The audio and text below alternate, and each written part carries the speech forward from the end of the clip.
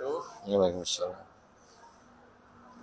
Innal hamdalillah nahmaduhu wa nasta'inuhu wa nastaghfiruh wa na'udzu billahi min syururi anfusina wa min sayyiati a'malina may yahdihillahu fala mudilla lahu wa may yudlil fala hadiya lahu asyhadu an la ilaha illallah wahdahu la syarika lahu wa asyhadu anna Muhammadan abduhu wa rasuluh.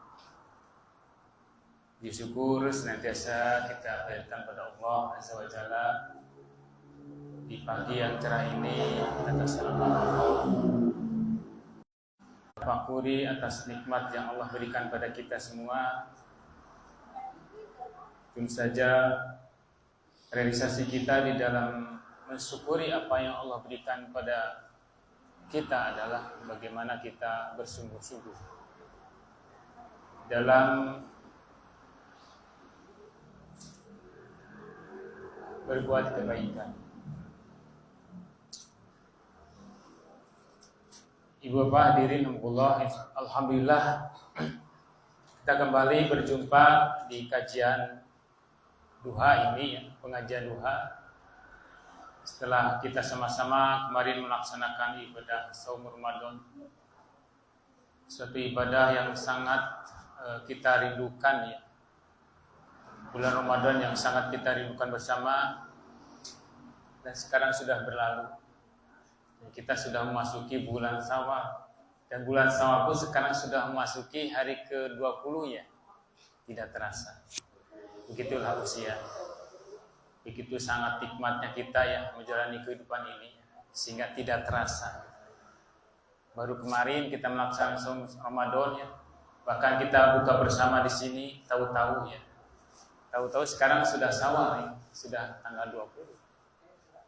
Subhanallah ya. Itu tandanya kita itu betah ya, hidup di dunia ini.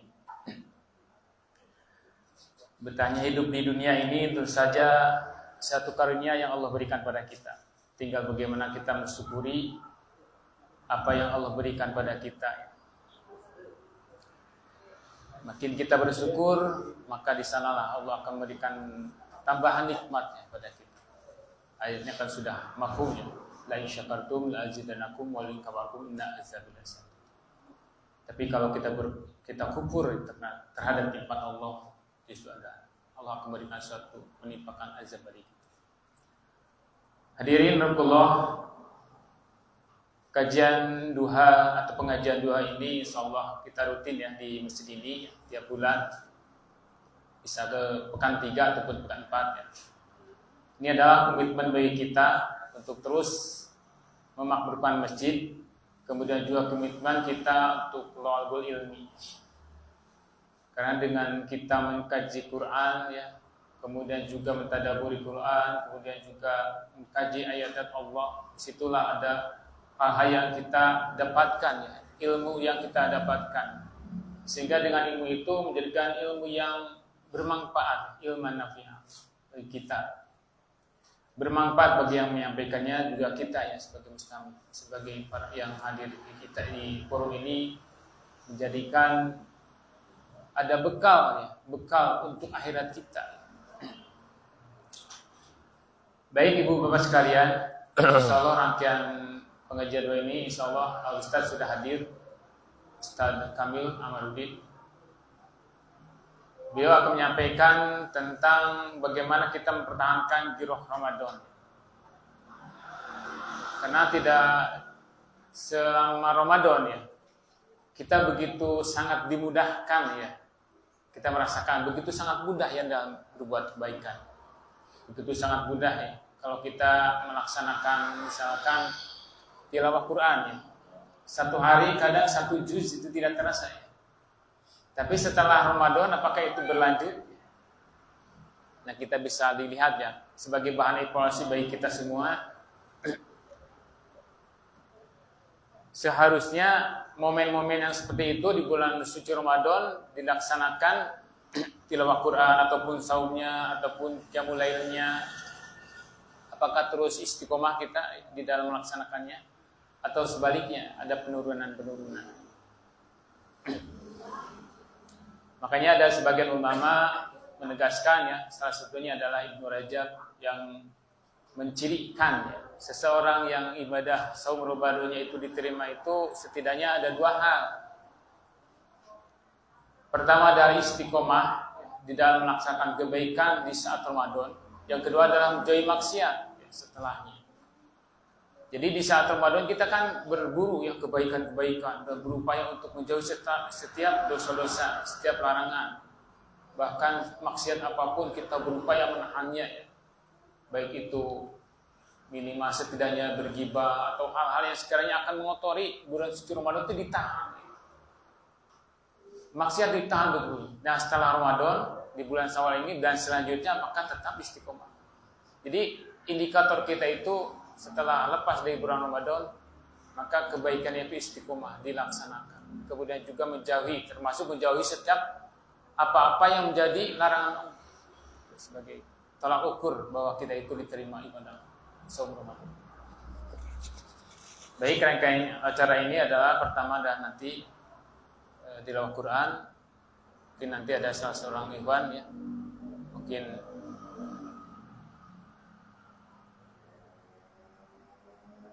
Pak Sedikin tilawah Quran.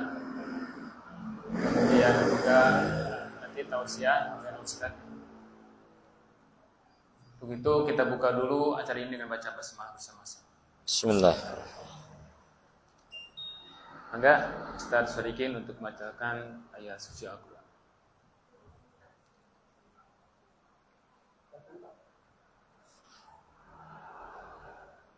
Atau Gebun ayat 30 sampai 3 atau Gebun 62.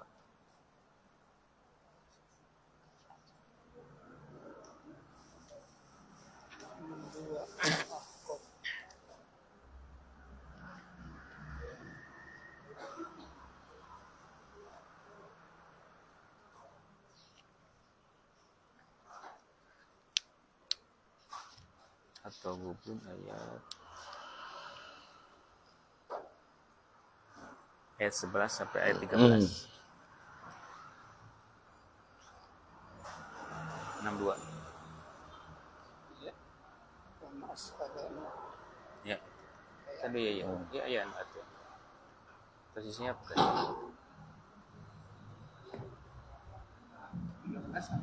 11 sampai 13. 11 sampai 12. 13.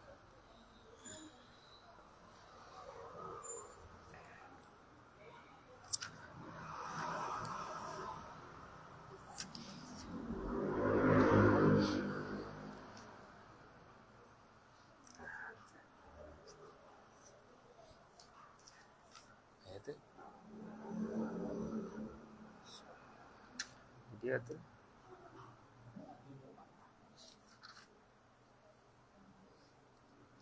iya iya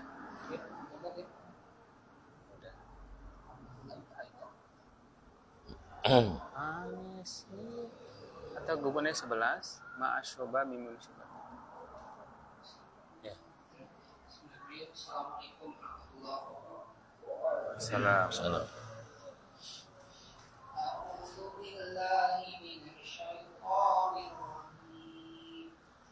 Bismillahirrahmanirrahim. Ma asaba min musibatin illa bi'idznillah wa may yu'min billahi yahdi qalbah wallahu bikulli shay'in alim.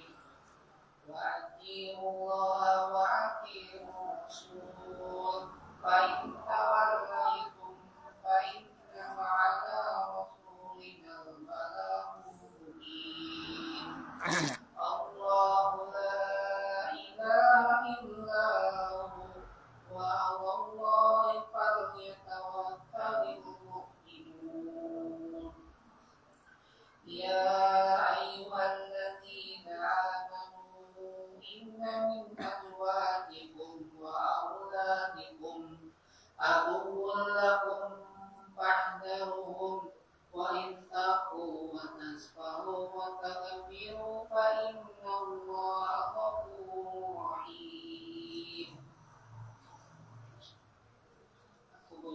Allah yang berdasarkan nama Allah yang Maha Pengasih lagi Maha Penyayang. Tidak ada musibah yang menimpa seseorang kecuali dengan izin Allah. Siapapun yang beriman kepada Allah, pasti Allah akan memberi petunjuk kepada hatinya. Allah Maha mengetahui segala sesuatu. Taatlah kepada Allah dan taatlah kepada Rasul. Jika kamu berpaling, sesungguhnya kewajiban Rasul hanyalah menyampaikan amanah Allah dengan jelas. Allah tidak ada Tuhan selainnya. Hendaklah orang-orang mukmin bertawakal kepada Allah.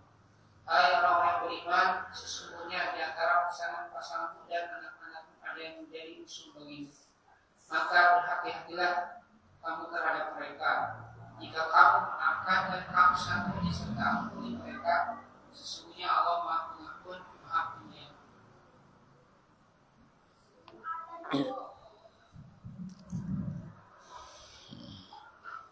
Jazakallah khairan pada sedikit yang berusaha membacakan surat Al-Hud ayat 11 sampai ayat ke-14.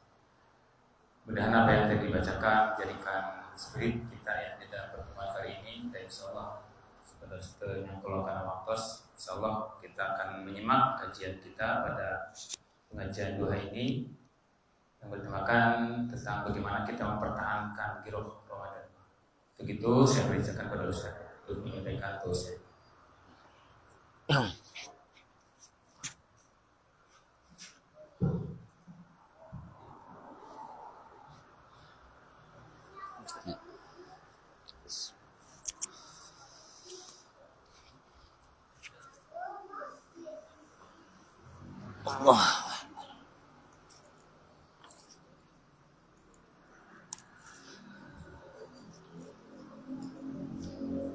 A'udzu billahi minasyaitonir rajim. Bismillahirrahmanirrahim.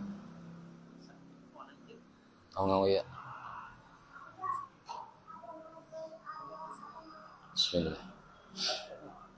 Bismillahirrahmanirrahim. Assalamualaikum warahmatullahi wabarakatuh. Innal hamdalillah nahmaduhu wa nasta'inuhu wa nastaghfiruh. Wa na'udzu billahi min shururi anfusina wa min sayyiati a'malina may yahdihillahu fala mudilla lahu wa may yudlilhu fala hadiya lahu. Asyhadu an la ilaha illallah wahdahu la syarika lahu wa asyhadu anna Muhammadan 'abduhu wa rasuluhu la nabiyya ba'dah. Allahumma shalli wa sallim wa barik ala 'abdika wa rasulika nabiyina Muhammadin sallallahu alaihi wasallam wa ala alihi wa ashabihi wa dzurriyyatihi wa man walah ma ba'd.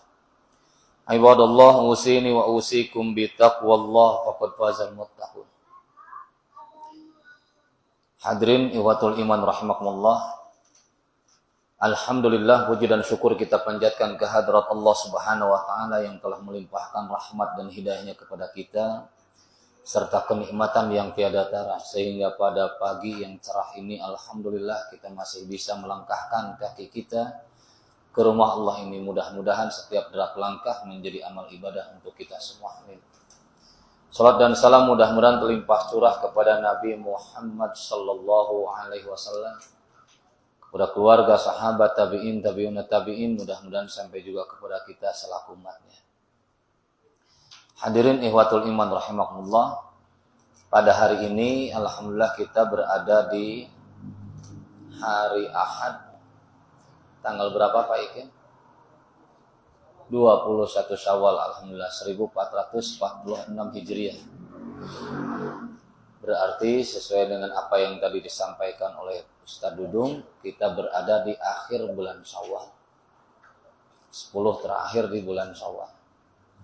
Nah hadirin ikhwatul iman rahimakumullah, bila suatu saat, mungkin ini pernah terjadi kepada diri kita semua, bila suatu saat kita sakit gigi, lalu kita pun berusaha untuk minum obat, beli obat dari warung, ternyata tak kunjung sembuh. Pergi ke apotek juga sama. Berhari-hari rasa sakit itu belum juga hilang. Lalu terbersit dalam benak kita untuk pergi ke dokter spesialis gigi. Lalu kita pun mendaftar duduk ngantri, dan ketika kita dipanggil masuk ke ruangan pemeriksaan, kita pun didudukkan di kursi pemeriksaan itu, dan ketika dokter memeriksa gigi kita, mengotak-atik gigi kita, pada saat itu kita hanya duduk pasrah. Kita hanya diam, duduk pasrah. Tidak berontak, tidak protes. Sekalipun dokter itu misalnya mengeluarkan alatnya untuk mengebor gigi kita yang bolong misalnya, atau membersihkan dulu kotoran-kotoran keraknya yang nempel di gigi kita. Dan saat itu kita hanya duduk diam, nggak protes sama dokter itu. Duduk diam. Nah, kenapa itu bisa terjadi kira-kira? Kita nggak protes, misalnya kita nggak nahan tuh tangan dokter, ngapain ini? Nggak protes seperti itu. Kenapa kita hanya duduk aja? Kadang hanya nyinyir, nahan gitu. Kenapa kira-kira Pak Toto? Pernah nggak Pak Toto seperti itu? Pasrah ya, pasrah. Kenapa Pak Dodong ya? Percaya ya. Percaya bahwa dokter itu mengerti, memahami penyakit gigi yang sedang kita alami. Lalu di lain kesempatan, misalnya kendaraan kita mogok. Pas mau ngaji ternyata motor itu gak mau nyala.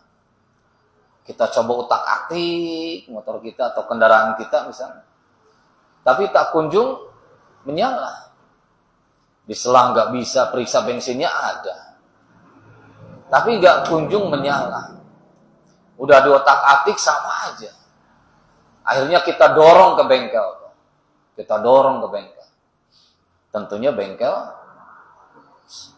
motor, bukan bengkel sepeda. Kita bawa ke bengkel motor. Kalau mobil misalnya, kita panggil montir misalnya. Dan ketika para mekanik membongkar kendaraan kita itu, dan lagi-lagi kita hanya duduk diam rela menjadi penonton ketika mesin kendaraan kita itu dibongkar sedemikian rupa.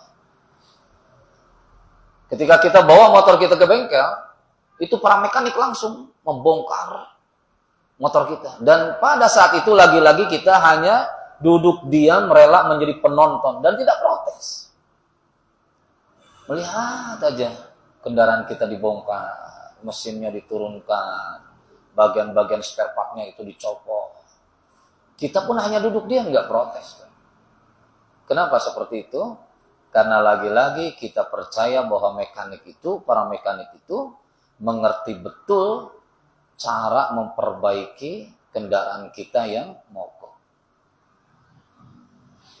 Tetapi ikhwafillah rahimakumullah, kepercayaan kita kepada orang-orang yang berilmu itu dalam agama kita itu hal yang biasa-biasa saja, diperbolehkan, hal yang wajar.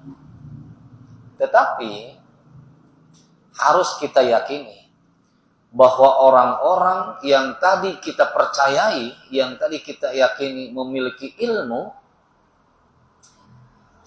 kita harus yakin bahwa mereka itu ilmunya terbatas. Dokter gigi tadi memang betul beliau paham terhadap penyakit gigi. Setiap pasien yang datang ia mengerti. Tapi yakinlah ketika didatangkan pasien yang punya penyakit kanker stadium tinggi misalnya, dokter gigi itu pasti angkat tangan karena bukan bagiannya. Begitupun dengan para mekanik yang ada di bengkel-bengkel, taruhlah misalnya bengkel Honda ya. Para mekanik itu memang betul paham terhadap struktur mesin yang sesuai dengan mereknya itu.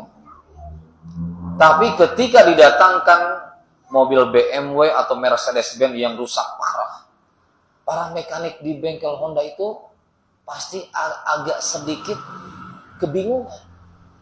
Agak sedikit angkat tangan. Karena apa? Bukan ilmunya, bukan bagiannya. Karena struktur mesinnya juga berbeda antara mobil Eropa dengan mobil Jepang. Beda betul. Nah, inilah menggambarkan bahwa ilmu yang dimiliki oleh manusia itu sangatlah terbatas. Ilmu apapun itu. Tetapi kita pun harus yakin bahwa ada zat yang memiliki ilmu tanpa batas. Ada zat yang memiliki ilmu yang maha luas. Dialah Allah Subhanahu wa ta'ala. Coba dilihat surah 6 ayat 59.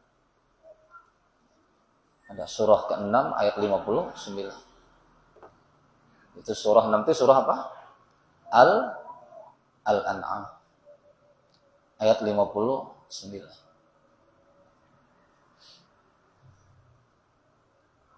Oke, dibaca ada satu orang yang baca. Siapa? Ya, mangga, artinya aja nggak apa-apa.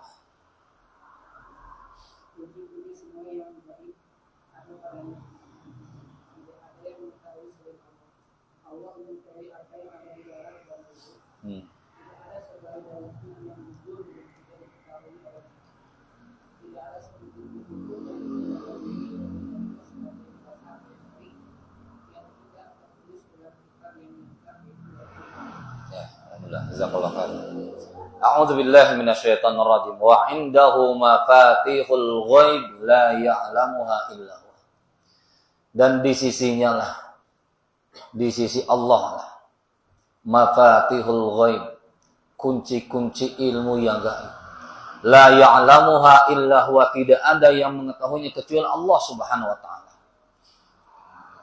Wa ya'lamu ma fil barri wal bahr. Allah lah yang mengetahui apa yang ada di daratan dan ada yang di lautan. Allah mengetahui. Wa ya'lamu ma, di sini disebutkan wa ma tasqutu min waraqatin. Begitupun daun yang jatuh dari rantingnya setiap hari, Allah tahu. Berapa daun yang jatuh dari rantingnya di setiap hari, Allah tahu. Kemudian dilanjutkan di situ, wala habbatin fi dzulumatil ardh. Begitupun biji di tengah kegelapan, Allah tahu. Kalaulah biji hitam di atas batu hitam di tengah malam yang gelap gulita, Allah tahu. Kemudian dilanjutkan wala ratbin wala yabisin illa fi kitabim mubin. Begitupun ranting yang basah, ranting yang kering, Allah tahu. Semuanya itu sudah tercatat dalam Lauhul Mahfuz. Nah, ini membuktikan bahwa Allah lah zat yang memiliki ilmu tanpa batas. Kalau manusia tapi memiliki ilmu, punya ilmu tapi terbatas. Setiap kita pun Allah berikan karunia ilmu, tapi yakinlah ilmu yang kita miliki sangatlah terbatas. Tetapi Allah Subhanahu wa taala adalah zat yang memiliki ilmu tanpa batas. Ilmu yang maha luas. Ilmunya maha luas. Nah, dengan kemahaluasan ilmunya Allah, Allah Subhanahu wa taala membuat aturan bagi kehidupan manusia. Allah buat aturan. Supaya apa? Manusia itu hidupnya selamat. Allah buat aturan. Coba kita tadi di jalan misalnya pakai motor. Di setiap perempatan ada lampu merah. Kemudian ada rambu-rambu yang lainnya. Untuk apa itu kira-kira? Untuk keselamatan para pengendara kan gitu ya. Terbayang kalau di perempatan nggak ada lampu merah. Atau tidak ada yang mengatur. Tidak ada rambu-rambu. Pasti akan terjadi kecelakaan. Allah Subhanahu wa taala dengan kemahaluasan ilmunya membuat aturan bagi manusia, bagi kita semua.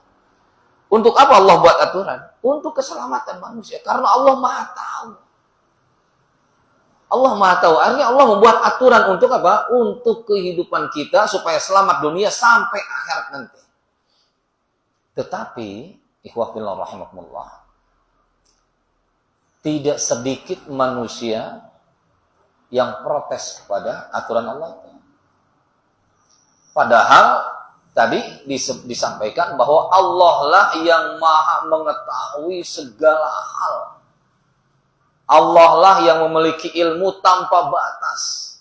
Tapi ketika Allah membuat aturan, tidak sedikit manusia yang protes kepada aturan. Tidak seperti kita tadi ketika datang ke dokter gigi, dia pasrah gitu, enggak protes. Ketika kendaraan kita dimasukkan ke bengkel, para mekanik membongkarnya, kita pun duduk diam, rela jadi penonton, nggak protes. Padahal mereka, manusia-manusia yang kita yakini punya ilmu itu, ilmu mereka adalah terbatas. Tetapi ketika Allah yang kita ketahui bahwa Allah memiliki ilmu tanpa batas, ilmu yang maha luas, Allah buat aturan.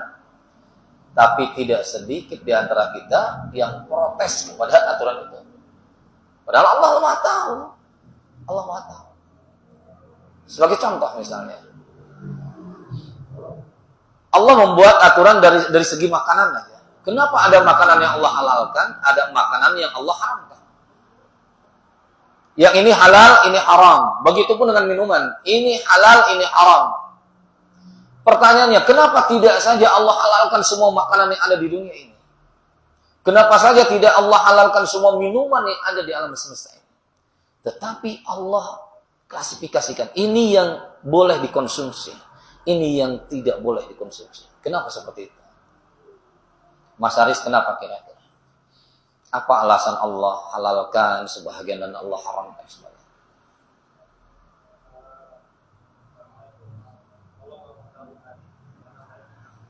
Allah maha mengetahui. Alhamdulillah. Nah, kenapa Allah menghalalkan sebagian makanan, Allah mengharamkan sebagian makanan? Karena tadi Allah maha tahu apa yang baik bagi tubuh kita, Allah halalkan. Dan yang membahayakan bagi tubuh kita, Allah larang, bahkan Allah haramkan. Karena Allah lebih tahu, Allah maha tahu kepada diri kita dibanding kita sendiri. Dan yang kedua, ini adalah bentuk ujian dari Allah Subhanahu wa Ta'ala. Sejauh mana orang-orang yang beriman itu menahan diri untuk tidak mencicipi, memakan apa yang telah Allah haramkan. Ujian. Kan ada orang yang bertanya, Pak, itu kan babi itu haram ya? Iya haram. Tapi kenapa Allah ciptakan? Pak, dogis itu kan haram ya? Iya haram. Tapi kenapa Allah ciptakan? Tikus itu haram ya? Iya haram karena menyijikkan. Tapi kenapa Allah ciptakan? Nah, disinilah Allah Subhanahu wa Ta'ala menguji orang-orang beriman. Sejauh mana mereka bisa menahan diri untuk tidak tenggelam mencicipi terhadap apa yang telah Allah haramkan. Nah, ikhwah billah rahimakumullah, aturan-aturan Allah itu terhimpun dalam apa? Dalam Al-Quran. Yang bulan kemarin kita semuanya berinteraksi dengan Al-Quran itu. Bulan kemarin di bulan Ramadan itu kita semuanya berta'amul. Apa itu berta'amul? Bersahabat, berinteraksi dengan Al-Quran. Ada di antara kita yang punya target baca dalam satu hari 1 juz, 2 juz, bahkan 3 juz. Ada yang punya target di bulan Ramadan kemarin kita khatam sekali, 2 kali, 3 kali, bahkan lebih dari itu. Karena kita yakini adalah bulan Ramadan itu adalah bulan diturunkannya Al-Quran. Syahrul Ramadan allazi unzila fihil Quran. Nah, kita menghias di bulan Ramadan kemarin berta'amul, berinteraksi dengan Al-Quran. Kita yakin bahwa Al-Quran ini adalah aturan petunjuk dari Allah Subhanahu wa Ta'ala untuk mengatur kita, untuk memberikan arahan petunjuk pada kita supaya kita selamat. Nah, kalau kita yakin bahwa Al-Quran adalah aturan Allah yang memberikan keselamatan, maka setidaknya kita harus betul-betul mempelajari apa yang ada di dalamnya dan mengamalkan sesuai dengan kemampuan kita. Karena kita lihat lagi di surah 20 ayat 123. Surah 20 itu surah Toha ayat 123.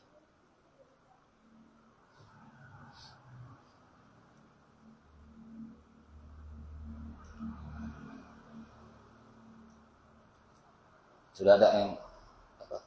Mas Haris sudah dapat, Mas? Belum? Mas Bro, ada Mas Roya, Mas Rahmat. Alhamdulillah dibuka, Mas Rahmat ada. Surah 20 ayat 1, 2, 3. Udah ketemu? Allah berfirman, Ya.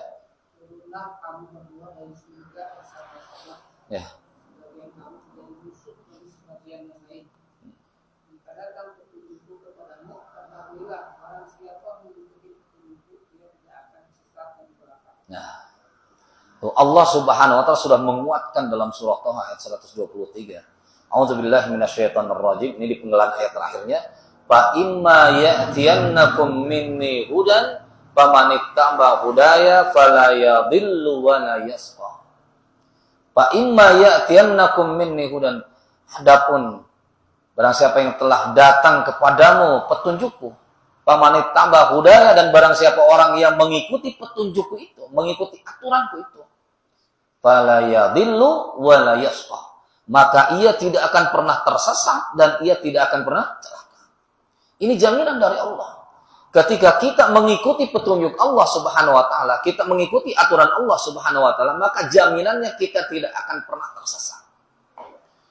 Saya dulu pernah bawa mobil ke daerah Jasinga. Ada yang pernah ke Jasinga?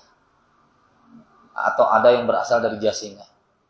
Jasinga itu Bogor tapi berbatasan dengan Serang, Banten. Perjalanan itu 5-6 jam. Saya pakai GPS karena nggak tahu letaknya. Yang penting alamannya aja. Pakai GPS. GPS kan itu petunjuk arah jalan ya. Saya pakai GPS. Tapi ternyata saya dibawa ke hutan belantara. Tengah-tengah kebun kelapa sawit. Wah, tidak ada kendaraan satupun. Keeng, naon keeng teh. Takut gitu. Orang jalan pun jarang. Apa ini benar? Ternyata saya diarahkan ke satu sasak. Sasak itu kayu. Mobil diarahkan ke sana coba. Nah, yang kita yakini GPS itu bisa mengantarkan kita ke alamat tujuan. Karena kita meyakini GPS itu petunjuk jalan. Tapi ternyata menyesatkan. Sampai saya putar arah. Memakan waktu 1 jam seperempat. Putar arah. Walaupun di GPS itu kan suka muncul suara tuh. 100 meter belok kanan, belok kiri, jalan lurus, putar arah. Seperti itu ada. Tapi tetap saja membingungkan. Bahkan menyesatkan. Itu yang dibuat oleh manusia. Kemarin-kemarin 1 tahun ke belakang, saya pun pernah coba-coba menjadi supir Grab. Ya punya akunnya, sampai sekarang masih aktif akunnya, masih aktif. Cuman nggak diaktifkan, kalau diaktifkan langsung muncul penumpang. Sampai sekarang masih aktif. 1 tahun ke belakang, setelah bulan Ramadan saya isi, itu saya coba iseng-iseng jadi supir Grab mobil. Saya narik. Dalam hati saya, takut ada yang kenal gitu, takut ada yang kenal. Qadarullah. Betul saja Ustaz Esa. Pada duhur, setelah saya sholat duhur di masjid Ciberem, saya nyalakan. Muncul, emailnya itu kan kayak yang kenal emailnya itu. Karena namanya itu nama @gmail.com. Lalu saya jemput. Waduh, ternyata betul saja itu. Sama-sama kepala sekolah, satu jam sejauh. Sama-sama kepala sekolah sekeluarga, ya Allah. Saya bukanya adalah, ayo Pak, apakah bro, saya pesan Grab? Iya, ini Grabnya. Betul itu, kejadian asli itu. Narik ke Jalan Japati. Jalan Japati, gedung sate sebelah sana tuh. Kejadian itu. Nah saya Grab tuh, pakai Google Map kan. Di aplikasi Grab itu kan sudah include dengan mapnya. Tapi terkadang error. Terkadang menyesatkan juga. Nah itulah aturan yang dibuat oleh manusia. Tidak ada jaminan. Tidak ada jaminan bisa menghantarkan kita kepada tempat yang kita tuju.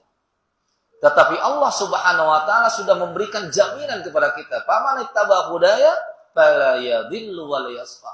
Barang siapa orang yang mengikuti petunjukku, maka ia tidak akan pernah tersesat dan ia tidak akan pernah celaka.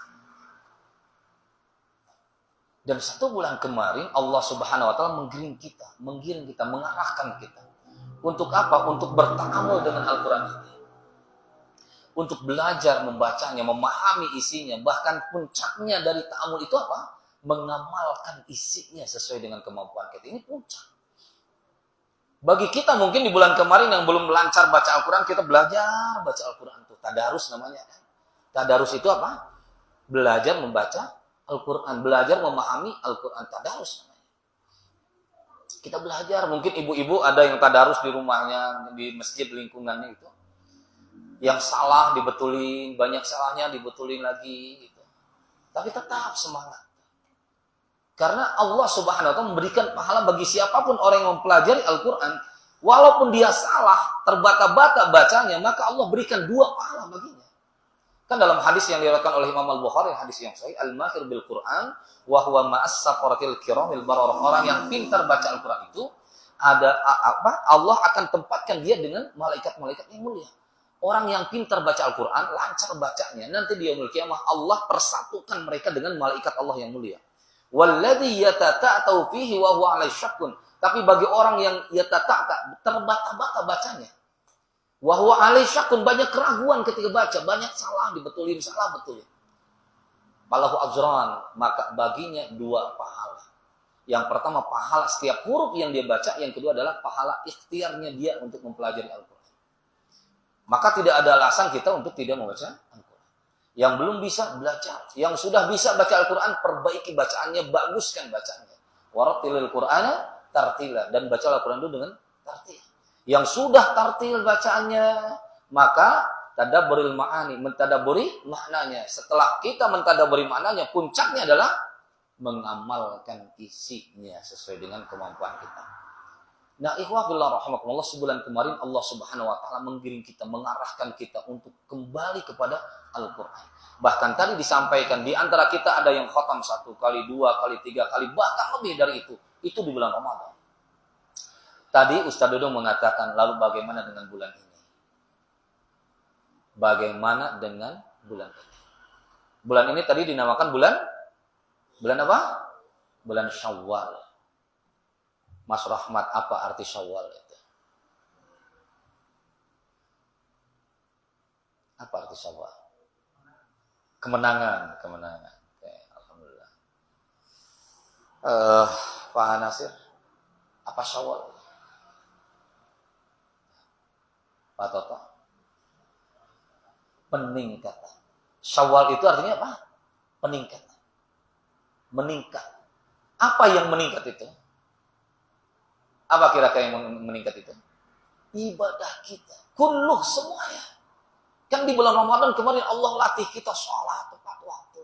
Qiyamul lail. Baca Al-Quran. Dan Allah latih kita itu enggak 1 hari 2 hari. Tapi selama 1 bulan penuh. Maka di Syawal ini diharapkan meningkat. Baca Qurannya meningkat. Kedisiplinan sholatnya meningkat. Kepedulian kepada sesamanya meningkat. Karena Allah sudah latih kita 1 bulan kemarin. Nah, ini di bulan Syawal ini pembuktian.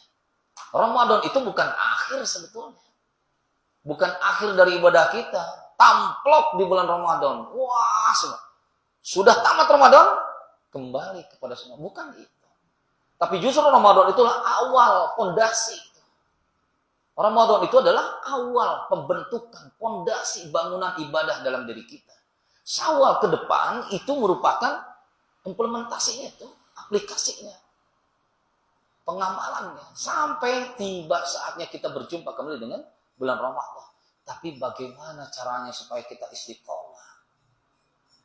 Bulan Ramadan kemarin kan kita bareng-bareng baca Al-Quran, bareng-bareng.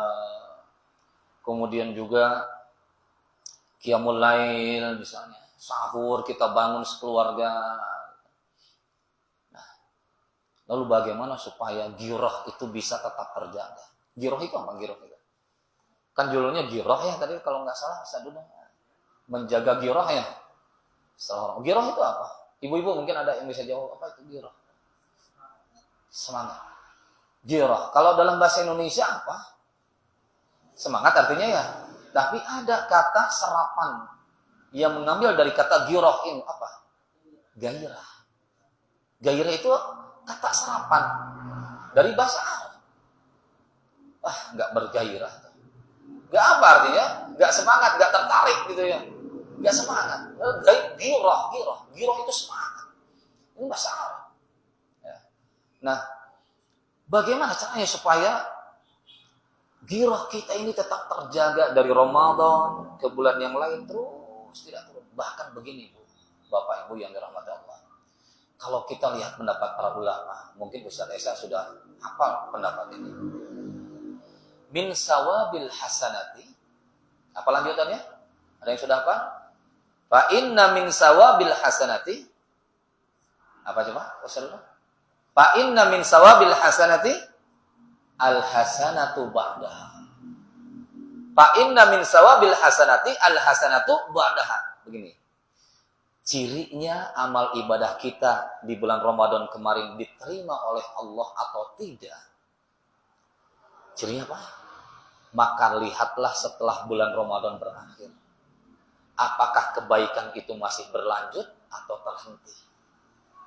Nah, ulama mengatakan kalau kebaikan di bulan Ramadan itu masih berlanjut, masih terus dilakukan, maka ini tandanya amal ibadah yang dilakukan di bulan Ramadan itu diterima Allah.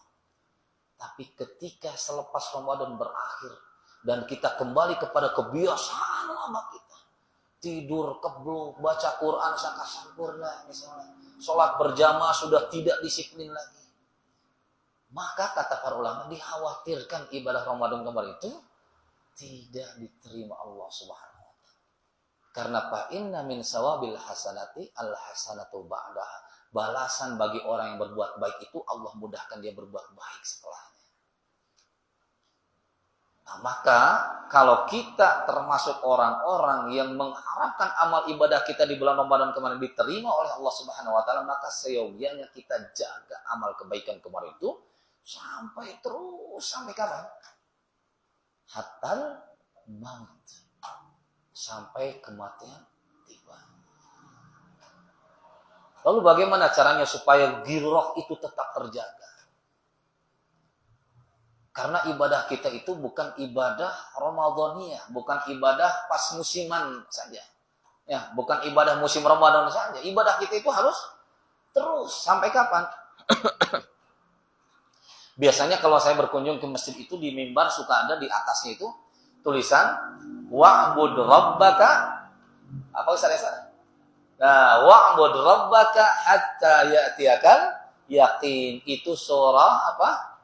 Ayat terakhir surah Al-Hijr, ayat terakhir. Wa'bud rabbaka hatta ya'tiyakal yaqin. Dan beribadahlah kepada Rabbmu sampai datang kematian. Nah, jadi ibadah kita itu bukan ibadah musiman pas Ramadan, wah giat gitu. Salat disiplin, baca Quran, punya apa tuh? Punya target tuh. Qiyamul lail bangun, bukan Ramadan saja. Tetapi justru ibadah kita itu adalah ibadah yang terus-menerus kita lakukan.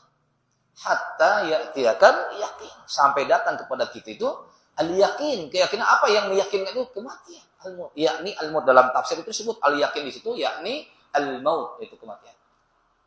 Lalu bagaimana caranya tadi? Pertanyaannya, bagaimana caranya supaya kita tetap bisa menjaga girah itu? Yang pertama tiada lain adalah kita menjaga niat dalam diri kita. Menjaga niat dalam diri kita. Niat enggak kan kemarin Ramadan itu kita bisa khatam 3 kali khataman. Kenapa? Pak Ikin bisa 3 kali khatam kenapa? Untuk ashabing nyawa atau kita hati-hati. Kenapa bisa khatam? Misalnya yang 1 kali bisa khatam 1 kali, yang 2 kali bisa khatam.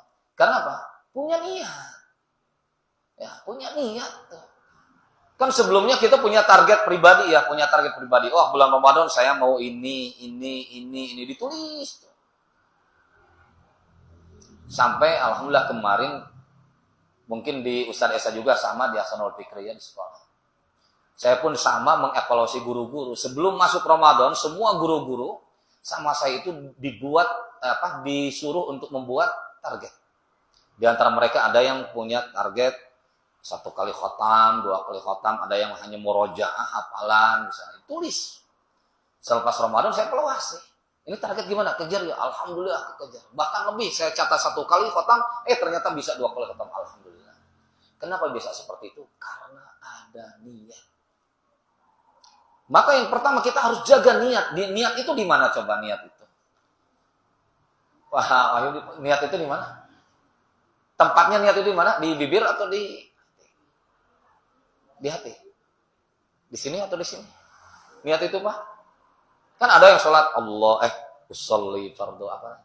Usolli fardu dhuhri arba raka'atin ma'muman mustaqbilal qiblat. Lillahi ta'ala kan gitu ya. Usolli diucapkan loh.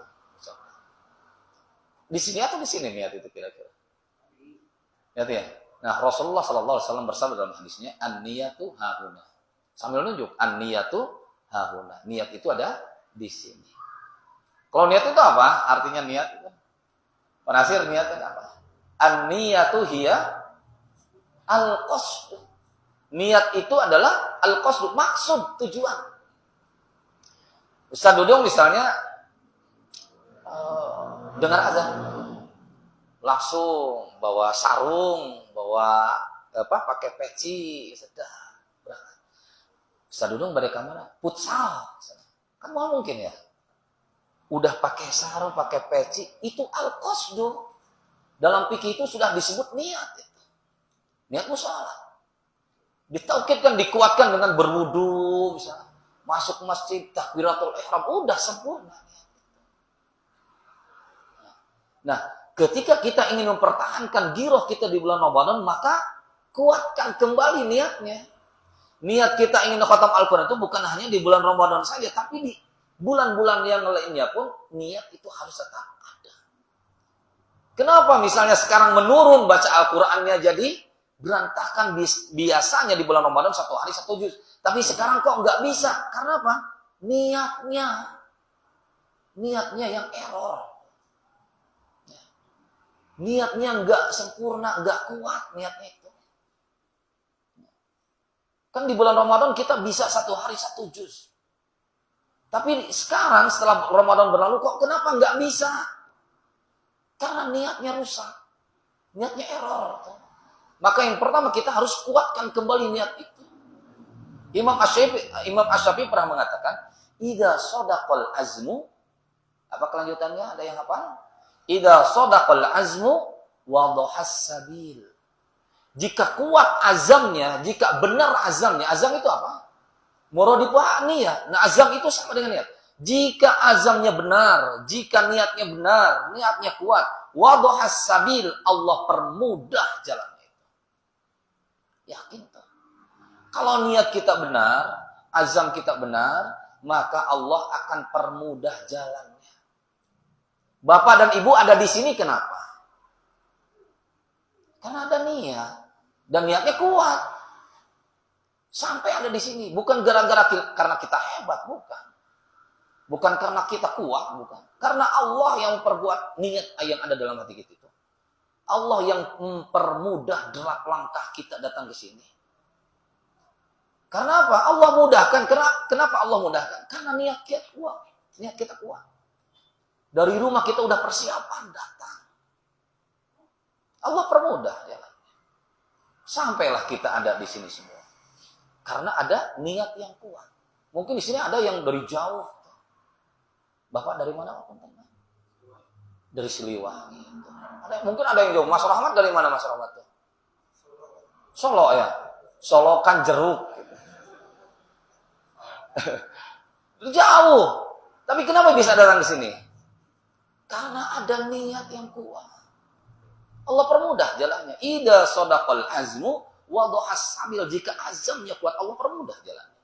Bahkan kita sering mendengar khatib itu kalau mukadimah berceramah itu, "Mayyahdillahu fala mudhillalah wa mayyudhilhu fala hadiyalah." Jika Allah Subhanahu wa taala sudah berikan petunjuk, Allah Subhanahu wa taala sudah kuatkan derap langkahnya, maka tidak ada satupun yang bisa menghambatnya. Tapi barang siapa yang sudah Allah sesatkan, maka tidak ada satupun yang bisa memberikan petunjuk kepadanya. Nah, kita ada di sini, bahkan dari tempat yang sangat jauh, bisa ada di sini karena apa? Punya niat yang kuat. Oleh karenanya Allah mudahkan. Maka yang pertama, jika kita ingin menjaga giroh kita, bulan Ramadan supaya tidak menurun di bulan-bulan yang lainnya, maka perbaiki niat. Apa niat harus diperbaiki? Harus diperbaiki. Iman juga harus diperbaiki. Tajdidul iman.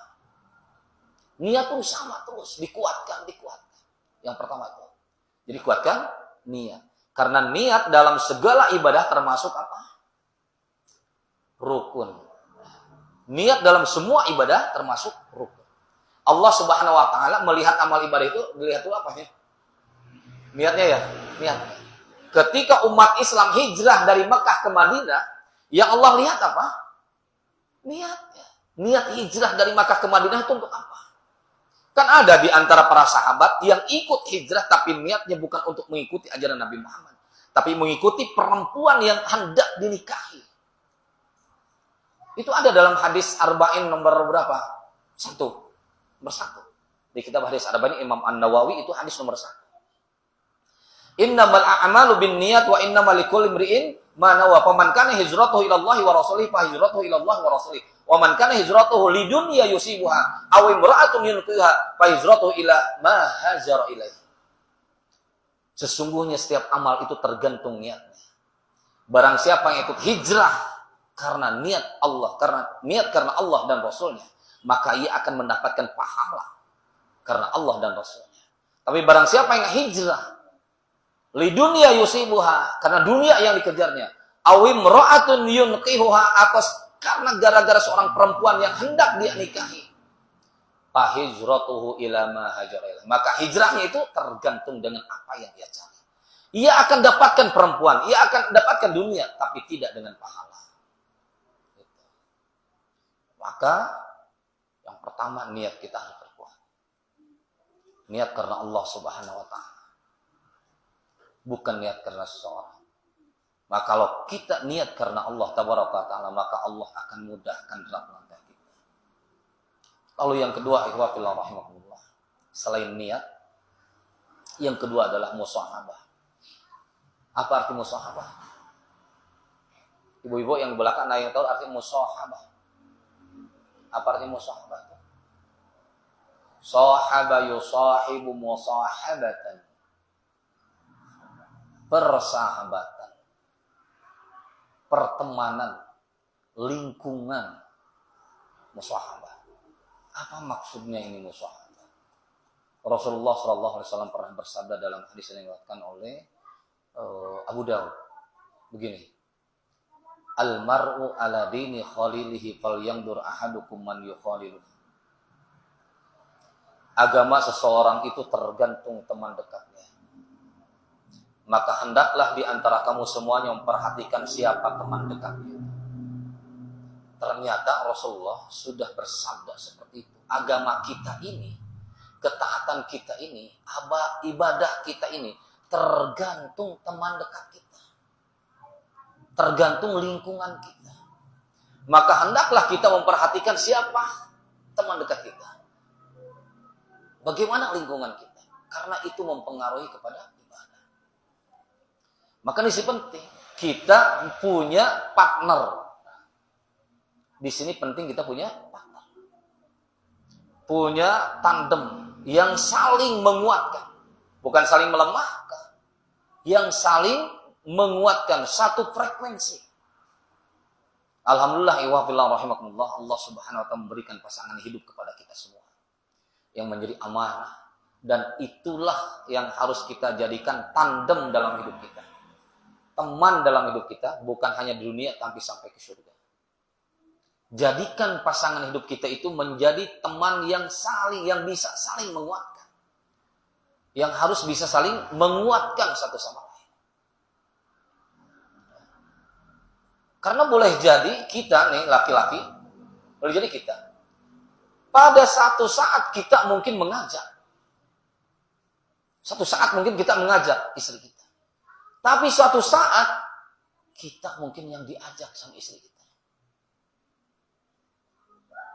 Makanya di sini butuh partner. Butuh teman yang sama-sama satu frekuensi, yang sama-sama mengemban tugas, yang sama-sama punya satu cita-cita. Menjaga girah ibadah. Karena lihat dalam surah Al-Asr, surah Al-Asr. Ada berapa ayat surah Al-Asr itu? Berapa ayat? Rasid? 4 ayat. 4 ayat. Yang pertama, wal asr. Innal insana lafi khusr. Illal ladzina amanu wa amilus shalihat wa tawassaw bil haqq wa tawassaw bis sabr. 3 ayat. Al-Asr itu berarti berapa? 3 ayat. Perlu dihitung. 3 ayat. Di ayat terakhir coba lihat.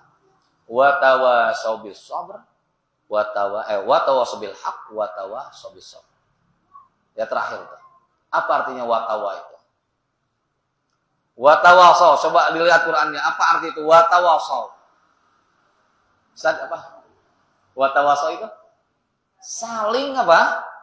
Saling menasehati. Ingat tuh garis bawahi, saling menasehati. Kalau dalam bahasa Arab, dalam ilmu syarah, itu biziyadah. Ziyadah ta alif. Asalnya wasa yuwasi. Ada ziyadah ta dan alif. Tawasaw wa tawasaw. Tawasaw wa tawasaw. Itu artinya apa? Saling. Contoh misal daraba yadrib, mukul. Daraba yadribu artinya memukul. Tadaraba ya tadarabu artinya saling memukul. Ini juga sama. Tawasaw, wasa yuwasi. Tawasaw saling menasihati. Kita garis bawah di situ ada kata saling. Kalau saling artinya apa? Kalau tadi kan petinju saling memukul, berarti kadang ia mukul, kadang dipukul. Kadang ia memukul, kadang terpukul. Kita pun sama ketika menerjemahkan watawasaw dan saling menasehati. Berarti ada kalanya kita memberikan nasihat kepada istri, ada kalanya kita pun dinasehati. Pernah nggak Pak Ikin dinasehati? Pernah, sering. Kita pun sama. Saya pun sama. Terkadang saya memberikan nasihat. Tapi suatu saat saya harus siap dan ikhlas rela ketika dinasehati. Karena inilah kewajiban kita dalam hidup. Bahkan coba dilihat tafsir. Mufassirin berpendapat bahwa Al-Asr ini inti dari Al-Quran. Coba lihat tafsir Al-Muyassar. Tafsir Ibnu Katsir. Para mufassirin berpendapat bahwa surah Al-Asr ini adalah inti dari Al-Quran. Inti dari Al-Quran. Dan itulah tugas kita dalam hidup. Wa tawassaw bil haqq wa tawassaw bis sabr. Saling menasehati dalam kebenaran, saling menasehati dalam kesabaran. Nah, ini butuh teman, kita ini butuh teman, kita ini butuh partner, butuh tandem, butuh lingkungan yang menasehati kita ketika kita turun keimanan kita. Ketika kita salah. Jadi kalau ada orang memberikan peringatan, menegur, memperingatkan, bukan artinya ia marah sebetulnya. Tapi apa? Karena ia cinta, karena ia sayang. Ada orang memberikan nasihat, memperingatkan, dianggapnya dendam, benci, bukan. Ketika ada orang memberikan peringatan kepada kita, memperingatkan kita, itu tandanya orang itu sayang kepada kita. Karena bentuk kasih sayang itu bukan hanya saja elusan lembut sentuhan tangan, bukan. Tapi peringatan keras sedikit pun, peringatan keras sekalipun, itu adalah bentuk kasih sayang. Jadi bentuk kasih sayang itu bukan dielus-elus, diusap-usap, bukan itu aja. Ditegur saja, sekalipun dengan teguran keras, itu kasih sayang. Kalau enggak digituin, kalau enggak seperti itu, bisa jadi ya terlena dalam dosa. Kita pun sama, ketika ditegur pasangan hidup kita misalnya, itu tanda cinta, tanda kasih sayang. Kalau dibiarkan berarti, apa tuh? Dia ridho kita terlena dalam dosa. Maka ketika kita menginginkan giroh kita tetap terjaga, maka diusahakan kita punya teman, kita punya lingkungan yang sama-sama satu ritme, satu frekuensi, saling mengingatkan. Kan Rasulullah Shallallahu Alaihi Wasallam ketika masuk 10 hari terakhir, bagaimana hadisnya itu? Idza dakhala asrul awakhir, ketika masuk 10 hari terakhir di bulan Ramadan, apa yang dilakukan oleh Rasulullah? Aiqadha ahlahu. Apa aiqadha ahlahu itu? Membangunkan keluarganya, kan gitu ya. membangunkan keluarganya, bangun. Kemudian syadda mizarah dan mengencangkan ketinggangnya kan gitu. Nah, Rasulullah membangunkan keluarganya karena apa?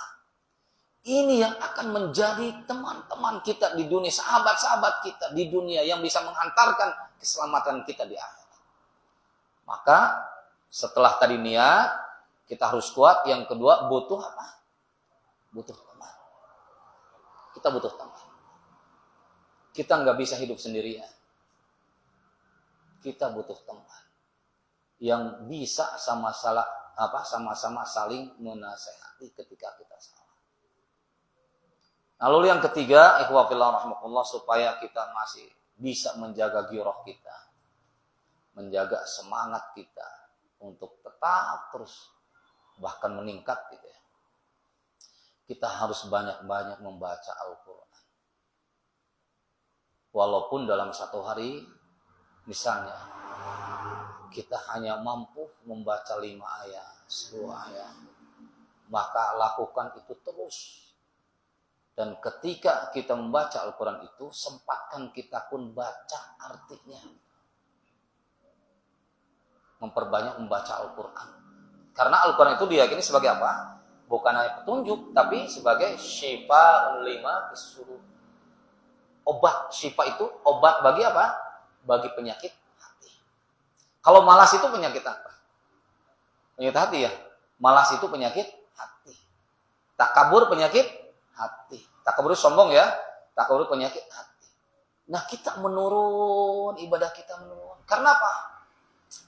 Al-kasal. Al-kasal itu apa? Malas. Malas itu penyakit hati. Nah, bagaimana supaya penyakit ini sembuh? Hilang. Al-Quran sebagai penyembuhnya. Baca Al-Quran terus baca.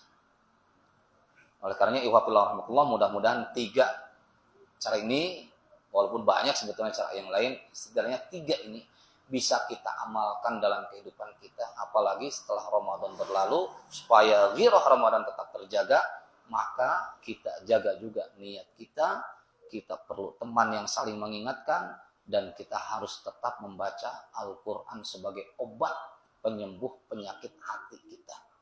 Jangan lupa yang keempatnya, tanggung terakhir, yang keempatnya adalah banyak-banyaklah kita berdoa kepada Allah Subhanahu wa Ta'ala untuk dikuatkan hati kita, diistiqomahkan tetap dalam jalannya. Naon doana sana? Apa doanya? Ya muqallibal qulub, sabbit qalbi ala dinik. Wahai zat yang membolak-balikan hati, tetapkanlah hati kami dalam agama. Ikhwah fillah rahmatullah. Di akhir Ramadan kemarin kita ditutup dengan apa? Di Ramadan kemarin ditutup dengan apa? Idul Fitri. Sebelum Idul Fitri naon tah? Subuhna. Witir. Apa? Yang afdalnya waktu subuh sampai menjelang sholat. Naon itu? Zakat. Ditutup dengan itu. Fungsinya untuk apa?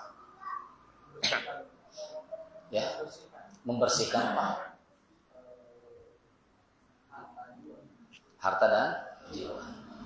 Zakatul fitri.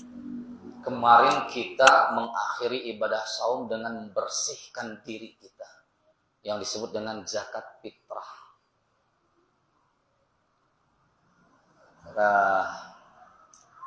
Awasin, kalau zakat fitrah itu ukuran berapa? Dari mana itu 2,5 kilo?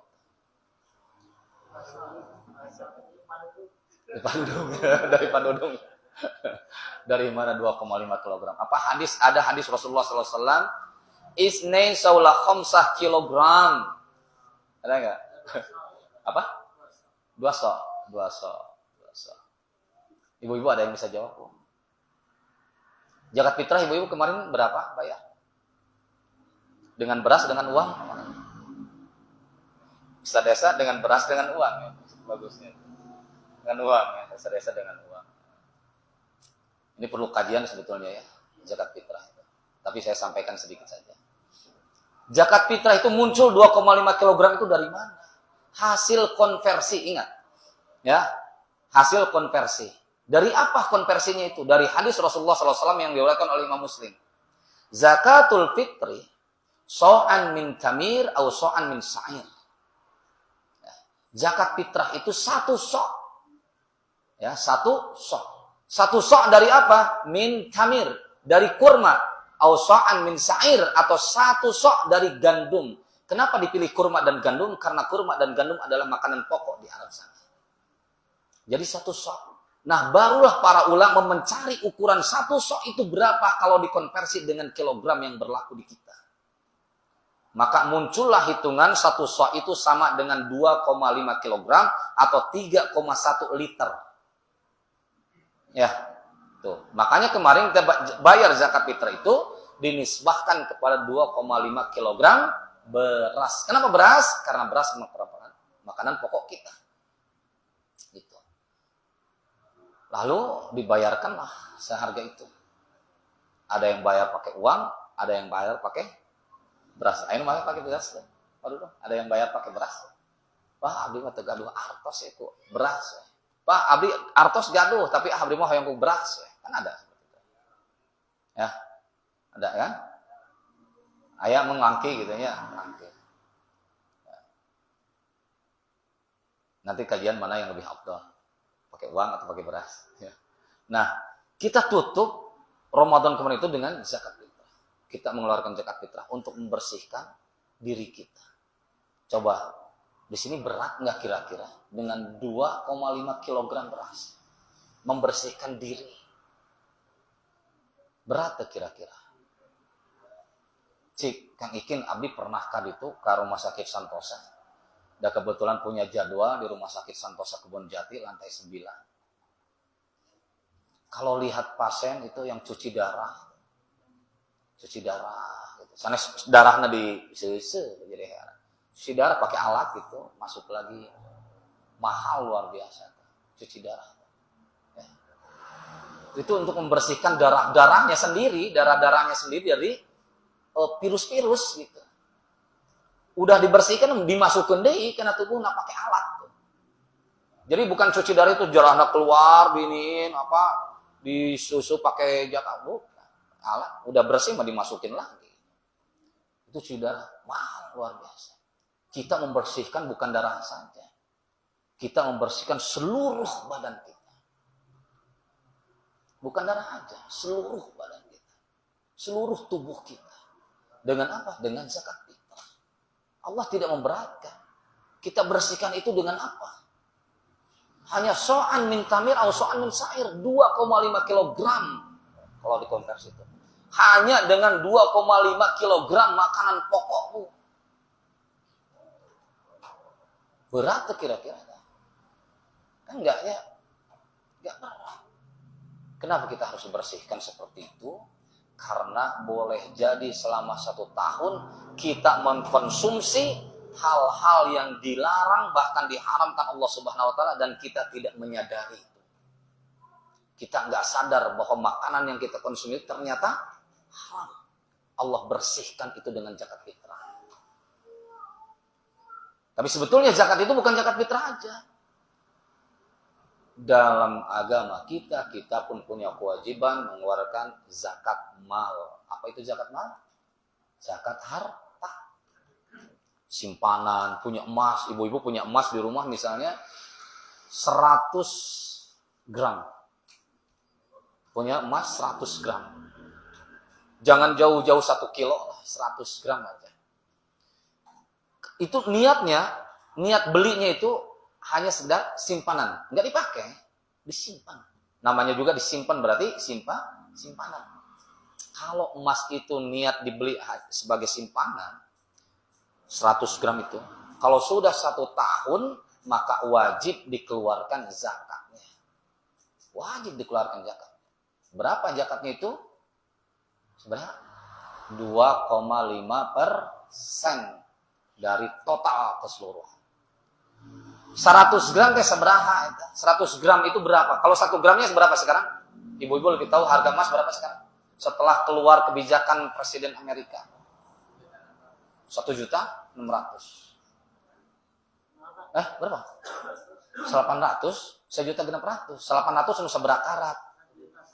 Oh, 1.800.000 lebih mahal berarti. 1.900.000, hampir 2 juta. Kali 100 gram berarti seberapa? 190 jutanya. Betul gak di sisa Habib? Tuh, 190 juta. Dalam fikih, kalau ada orang memiliki emas simpanan, nisabnya batas minimalnya 85 gram. Minimal 85 gram. Ini mah orang punya 100. Minimal dalam fikih punya 85 gram saja itu wajib mengeluarkan zakat. Dalam 1 tahun haul. Haul itu apa? Perjalanan waktu, 1 tenggang masa waktu. 1 tahun. Hitungan tahun Hijriah. Bukan hitungan Masehi, hitungan tahun Hijriah. Kalau sudah 1 tahun itu disimpan, ternyata tidak berkurang, tetap 100 gram, maka wajib mengeluarkan zakat malnya. Berapa? 2,5% dari total keseluruhan. Tadi 100 gram sama dengan 190 jutanya. Kali itu 2,5%, berapa yang harus dikeluarkan? Keluarkan itu. Kasaha ngeluarkan anak, lihat surah At-Taubah ayat 60. Innamas shadaqatu lil fuqara'il masakin. Ada 8 asnaf di situ yang berhak menerima zakat. Nah, dikhawatirkan di sini bapak-bapak dan ibu-ibu punya simpanan emas misalnya ya. Harta simpanan berupa emas, keluarkan terus zakatnya. Terus bagaimana kalau punya tabungan? Nah, di sini ada direktur BMT. Mengetahui warga tabungannya seberapa ya. Kalau ada yang punya tabungan, tabungan nisabnya seberapa? Tabungan batas minimalnya berapa? Sama dengan emas. Kalau kita punya tabungan yang sebanding atau lebih dengan harga 85 gram emas, maka wajib mengeluarkan zakat. Zakat mal. Ustaz Esa gaduh tabungan misalnya 1 miliar. 1 tahun teh tidak berkurang. Wajib mengeluarkan zakat ya. Pada dong cek di BMT ada kebijakan wajib teh mengeluarkan zakat. Seseorang punya tabungan 1 miliar. Ya, tidak berkurang dalam 1 tahun tetap berkurang. Bahkan di BMT ada tambahan. Wajib mengeluarkan zakat enggak? Wajib. Berapa? Sama 2,5%. Sama. Ya. Simpanan. Masuknya simpanan. Mau invest, tabungan, simpanan. Cuman permasalahannya begini. Sekedap ini ya, 5 menit nih ya. Permasalahannya seperti ini. Kalau Mas Rahmat misalnya gajian, ya 1 bulan 10 juta. Dari 10 juta itu tiap bulan Mas Rahmat langsung keluarkan zakatnya 2,5%. Tersisa tuh ada sisanya tabung ke. Bulan depan gajian deh 10 juta. Dari 10 juta tiap bulan sama Mas Rahmat tuh dikeluarkan zakatnya. Aya kene sesa tabung ke. Terus berjalan. Ternyata sisa-sisa dari honornya itu ditabungin tuh. Ternyata tabungan teh tos aya 200 juta. Selama 1 tahun eta tabungannya 200 juta tidak berkurang. Cik dari kasus ini, apa Mas Rahmat masih wajib mengeluarkan zakat atau tidak? Tadi tiap bulan bisa mengeluarkan Mas Rahmat teh. Narima honor 10 juta, langsung zakatan 2,5%. Bulan depan nerima dari honor 10 juta, langsung zakatan 2,5%. Ayo kena sesa tuh. Sesa teh kumpulkan, KBMT tah ditabungkan. Dah, ternyata udah terkumpul 200 juta. Dalam waktu 1 tahun, apa Mas Rahmat harus mengeluarkan zakat lagi atau tidak? Zakatnya tidak? Nggak usah. Mas Aris, zakatnya itu kira-kira?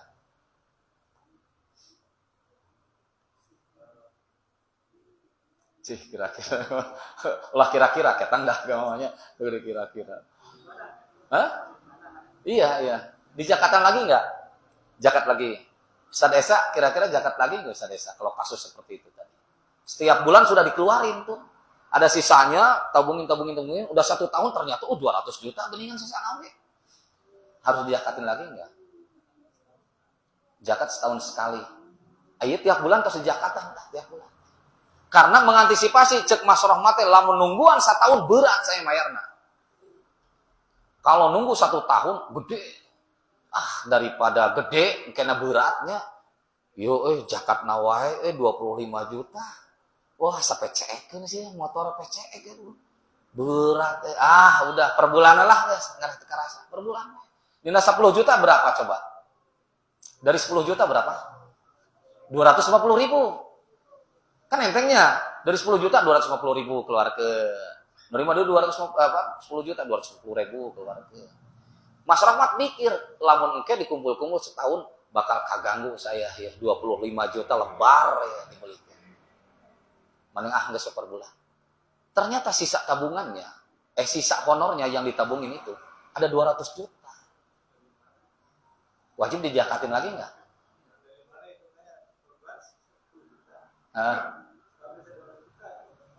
2,5%. 1 bulan 10 juta. Kali 1 tahun seberapa? 100. Contoh kayak mah gitunya, simpanan agus ditunda-tunda gitu. Ya kalau sudah berjalan setahun, 2 tahun itu terkumpul ternyata sisa itu. Cari tanah di tabungan aya 200 juta. Apa? Tidak wajib zakat ya. Oke. Begini, bisa dibuka Said Sabik Fikih Sunnah jilid 3. Fikih Sunnah Said Sabiknya jilid 3 itu dibahas. Orang yang sudah mengeluarkan zakat dari sumber yang sama, ya menurut Said Sabiknya, saya perlu aktif.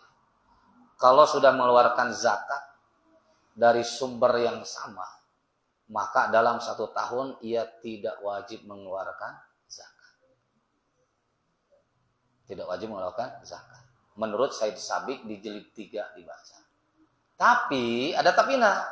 Menurut jumhur ulama. Berarti jumhur ulama apa? Kebanyakan para ulama berpendapat tetap wajib dikeluarkan zakatnya kalau sudah mencapai haul 1 tahun dan nisabnya tidak berkurang. Ya. Tadi Mas Rahmat kan sesa teh kumpulkan.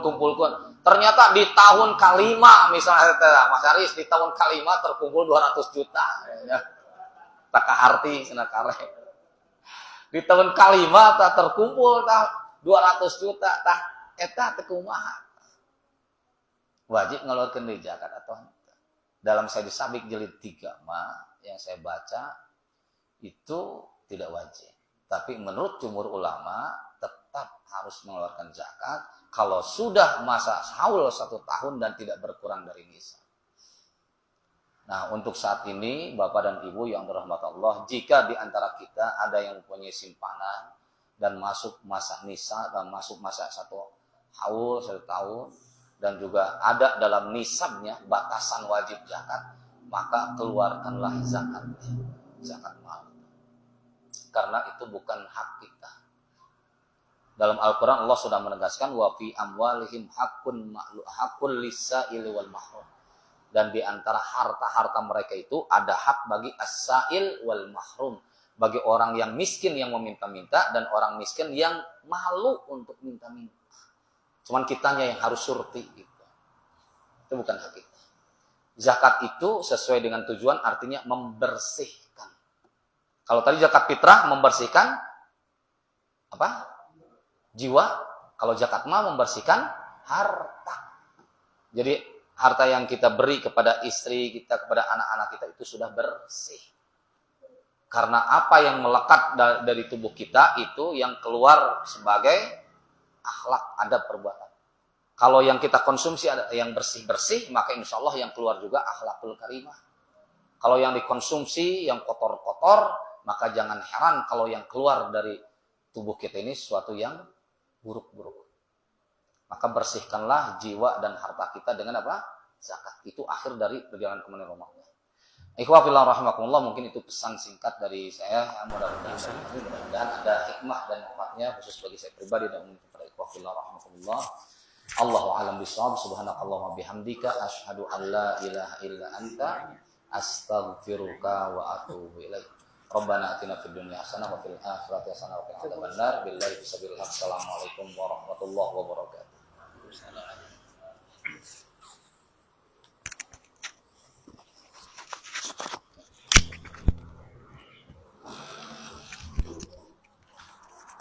Jazakallah khairan pada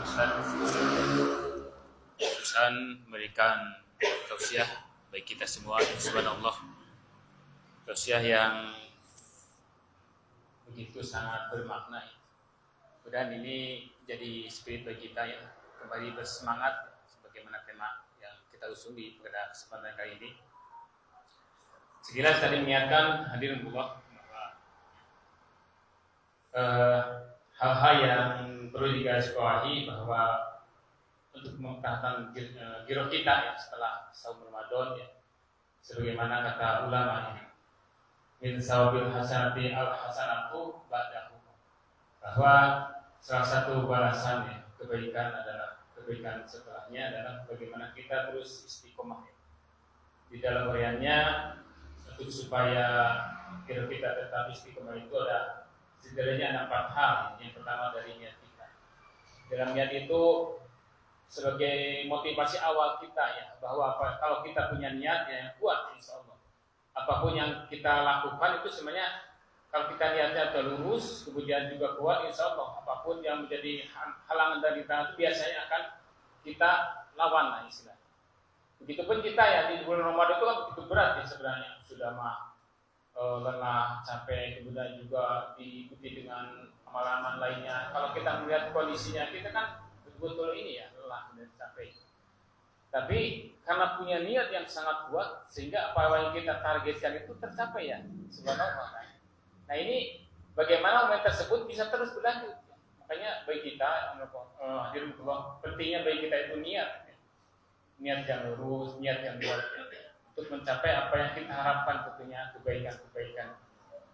Kemudian yang kedua adalah tadi ya, senantiasa berteman ya, ataupun lingkungan dikondisikan, terutama ya dengan teman sejati kita.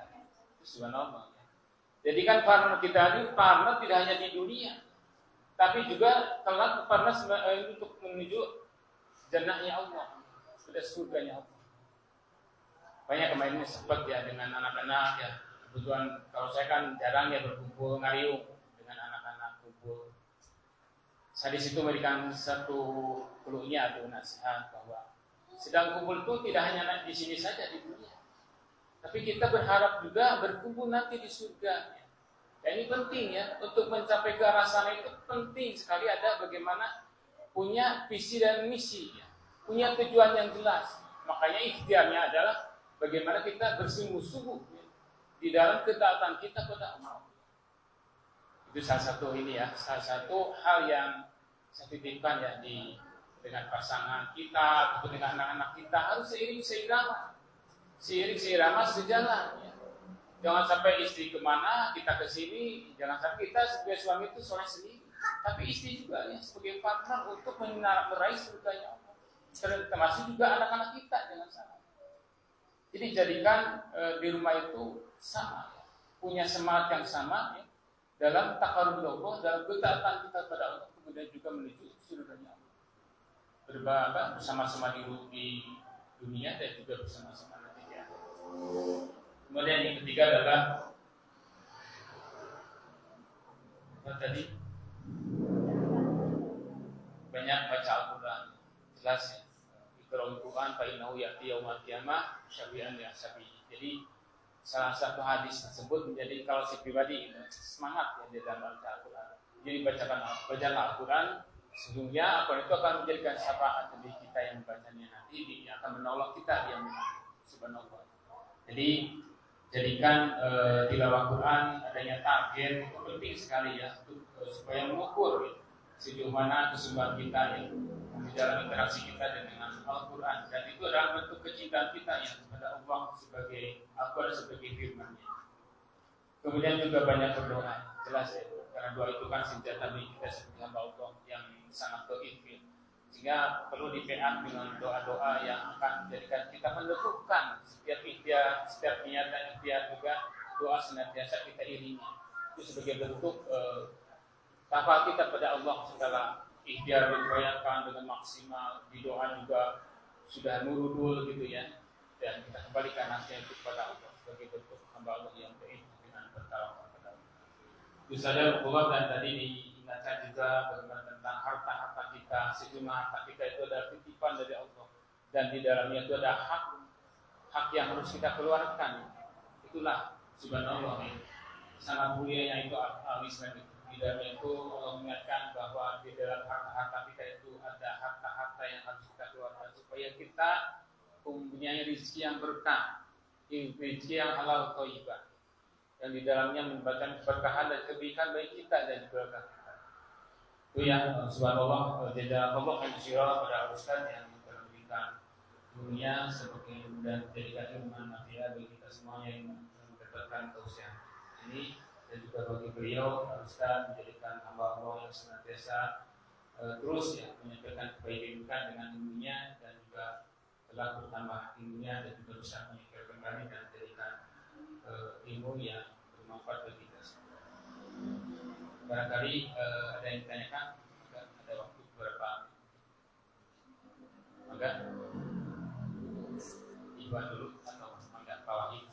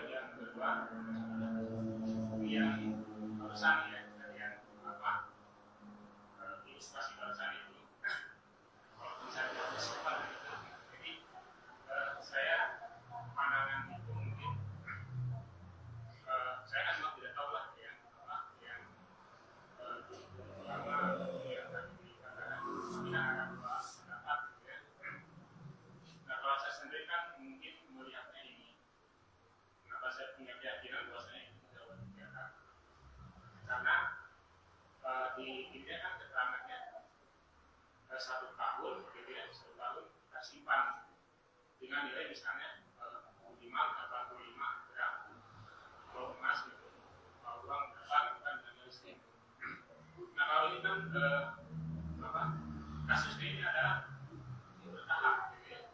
Jadi kan misalnya bulan pertama 10 dan seterusnya, sehingga kan kalau tidak akumulasi kita tidak, berarti kan hanya di sana ya 1 tahun itu berarti yang 10 juta itu, yang lainnya mungkin ada yang 9 bulan, ada yang 8 bulan, ada yang 7 bulan. Makanya itu kalau saya paling tidak diwajibkan gitu ya untuk menyiapkan apalagi setiap bulan ini mengeluarkan itu mungkin. Jadi mohon biasanya apakah cara pandang saya itu benar?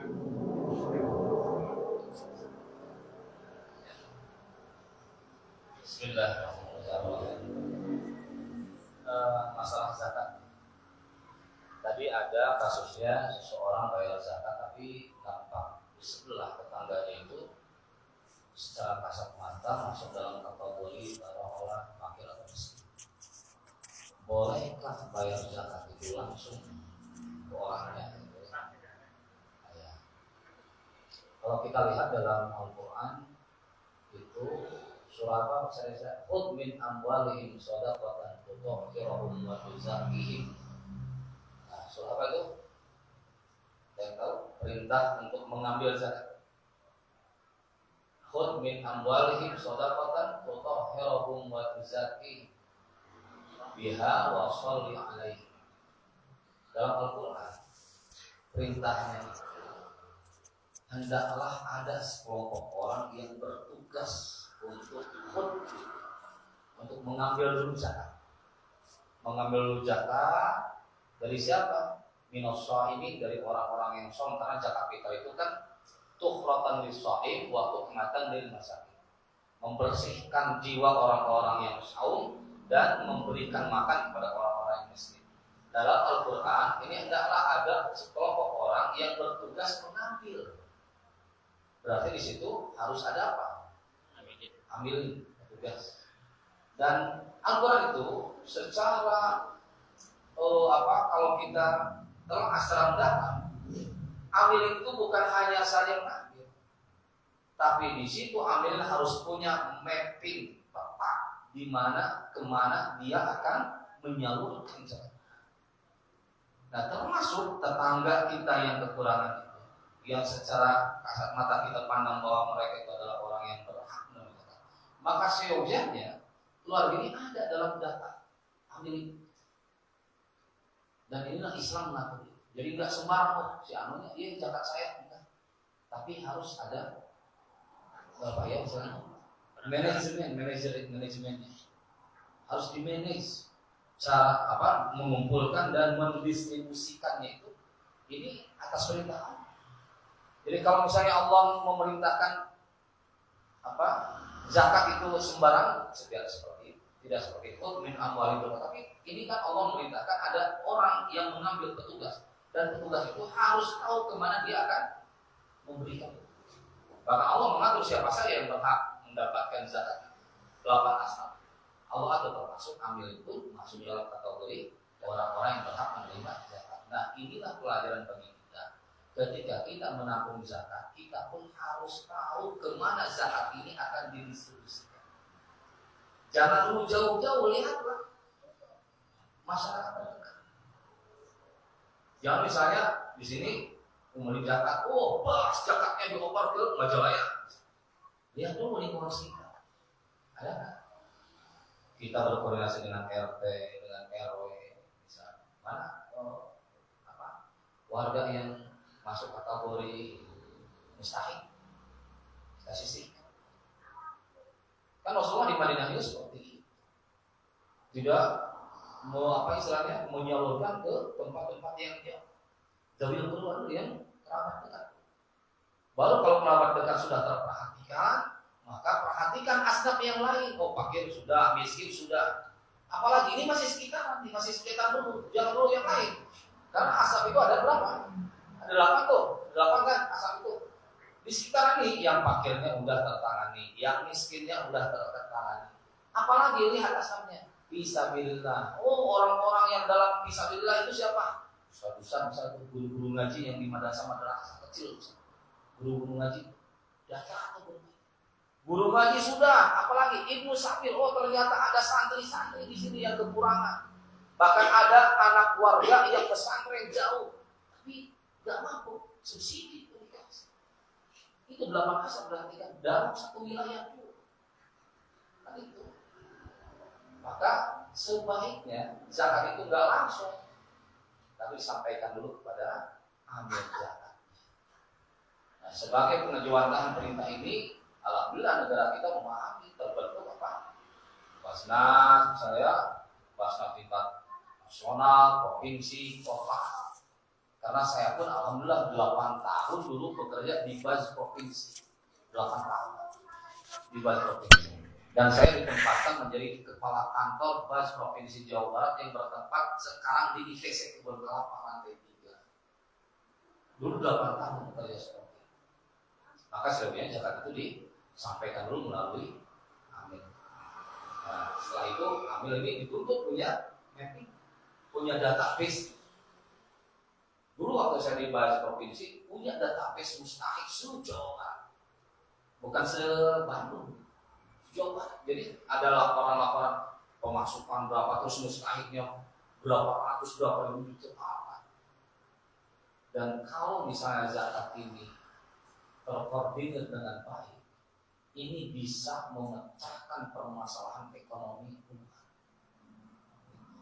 Kalau para agniya sadar membayar zakat, maka insya Allah itu akan mengurangi kemiskinan, dan bahkan yang miskin pun nanti akan berganti yang asalnya mustahik menjadi musafir. Karena di zakat itu bukan hanya penyaluran saja, ada zakat zakat produktif. Ada zakat produktif. Bukan zakat kasih zakat, tapi sebagai amil zakat harus punya strategi, punya program zakat produktif. Oh, ini warga, dia tukang jahit pakaian, dia itu nggak bisa bayar zakat karena memang miskin. Nah kita belikan mesin jahitnya, kita kasih modal dari mana? Dari uang zakat. Sehingga tukang jahit ini yang asalnya miskin, ketika kita kasih mesin jahit, dikasih modal, banyak orang yang menjahit sama dia, akhirnya apa? Dia bukan lagi menjadi mustahik, tapi suatu saat dia akan menjadi mustahik dari hasil karya itu zakat pokok. Nah, maka sebetulnya ambil zakat itu bukan enteng tugasnya, itu berat. Amanah yang ditanggung itu berat. Bukan hanya duduk di depan masjid menerima zakat, menerima titipan zakat, infak dan sedekah, bukan itu saja. Tapi dia harus mempunyai mapping kemana dia harus mendistribusikan itu. Karena ini amanah umum. Amanah umum. Kemana dia harus menyalurkan uang zakat yang sudah terkumpul. Tetapi dalam fikih prioritas zakat itu adalah untuk lil fuqara wal masakin. Fakir miskin dulu diutamakan. Kalau sudah prioritas itu terpenuhi, barulah kita bisa memperhatikan asnaf yang lain.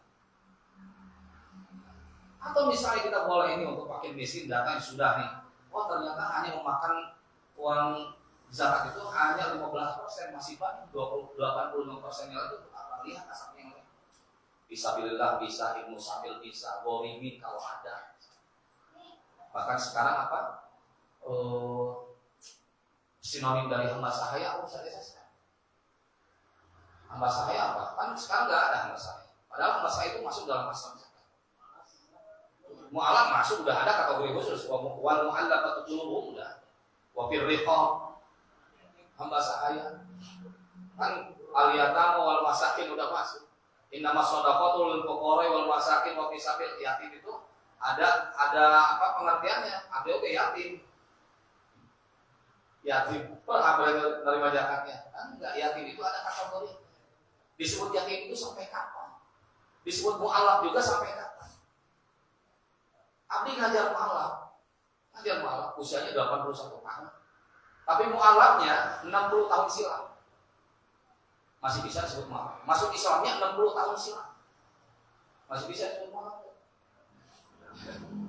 Terus muslim minta waktu. Mu'alaf anu kakarek masuk Islam. Yang baru masuk Islam. Terus sekarang yatim. Yang itu sampai kapan disebut yatim? Sampai walamma balagha alaihi sampai 15 tahun. Pas 15 tahun mah sudah. Karena 15 tahun ukuran dalam kategori anak itu sudah remaja dewasa. Sudah mampu bekerja, bantuan corona atau membantu yang lain. Jadi yang disebut yatim itu di bawah 15 tahun. Nah, fakir kan ada kategorinya juga. Miskin pun sama seperti itu. Nah, jadi inilah tugas ambil zakat. Mungkin di masjid ini juga kan ada UPZ ya. Ruang lingkup UPZ di sini dinamakannya apa? Pak Nasir, Pak Rosid, DKM, Jiswab. Nah, sebetulnya kalau mau merunut Basnas tingkat nasional, Basnas provinsi, Basnas kota, ke bawahnya seperti kita di sini itu namanya UPZ, unit pengumpul zakat. Namanya UPZ. Nah, kalau mau legal ya kita daftar gitu, tapi ya misalnya kita di masjid, DKM mengatasnamakan DKM, kita pun punya warga, punya database itu boleh. Nah, kita sebagai UPZ, misalnya sebagai DKM, kita pun punya peta warga. Mana warga yang masuk muzaki, mana warga yang masuk mustahik. Jadi tidak ada lagi kasus orang membayar zakat langsung ke orang. Dan ini harus terorganisir. Itulah zakat.